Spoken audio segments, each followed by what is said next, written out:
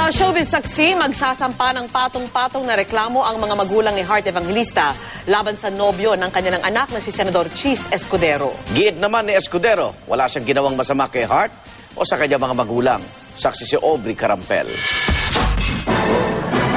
Nakakalungkot lang. Alam ko namang mayaman yung mga magulang niya, pero wag naman niya masyadong maliitin yung pagkatao ko dahil lamang mas nakarala niya sila. Ito ang naging apela ni Senador Chis Escudero sa mga magulang ng nobya niyang si Heart Evangelista sa isang panayam sa radyo sa Naga City. Kasunod ito ng mga akusasyon ng mga magulang ni Heart na hindi raw maayos ang pagtrato ng senador sa aktres at inuudyukan pa umano para magrebelde sa kanila. We have never had a problem with Heart. Never. We're very, very close. And it's just that this Mr. Escudero, I guess, has some kind of power that he can totally manipulate. You tell someone so naive and so I will become the next president. I've been promised a pledge of a billion and billion and chu. Hello, yung anak ko naman, di syempre naman, hello. Ang mahal na mahal ko siya, masakit para sa kanya at saka nahihirapan siya sa nangyayari. Ngayon, nakakalungkot na kailangan mangyari ito. Ayon kay Escudero, apektado rin daw ang kanyang pamilya sa kontrobersya. Pero kahit naman ano pa ang sabihin ng iba, na kay Heart pa rin daw ang huling pasya. Iisa lamang naman ang dahilan, rason at tulong-tulong. Gusto nila kami pag-iwalayan. May sarili siyang pag-iisip at kaisipan.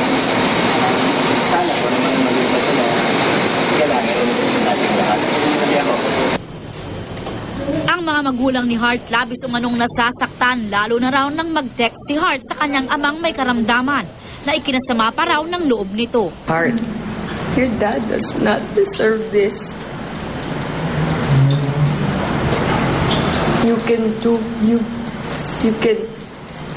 You've done all these things to me, but your father does not deserve this. No, he does not. You know how much your father loves you. Pinaplano na raw ng mga magulang ni Heart na sampahan ng senador ng libel complaint dahil sa pahayag ng senador na naiipit lang daw siya sa gulo ng pamilya. Gayong anilay, si Escudero raw ang talagang dahilan ng gulo. Balak din nilang magsampa ng criminal complaint for incriminating an innocent person at civil complaint dahil inistorbo raw ng senador ang kanilang pribadong buhay. I don't mean to cause their family pain.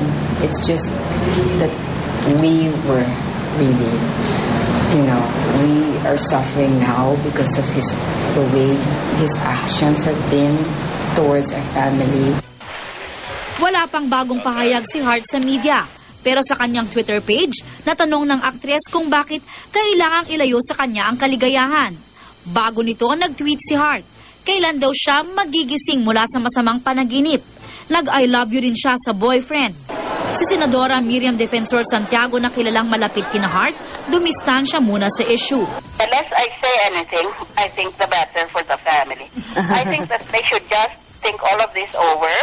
And maybe it's time for the family to let go of Heart because he's 28. Payo naman niya kay Escudero. Umuwi na lang niya yung mga magulang para wala nang problema. Kandidato siya. Nakikipag-away siya. Why can't you do that? That is our culture. May kasabihan tayo, sigawan mo ang magulang muna. Nalulungkot naman si Daniel Matsunaga sa pinagdadaanan ngayon ng ex-girlfriend na si Heart. I just wish her the best, Heart, she's very mature and she's very intelligent, so I'm sure she can handle it. Ako si Aubrey Carampel, ang inyong saksi.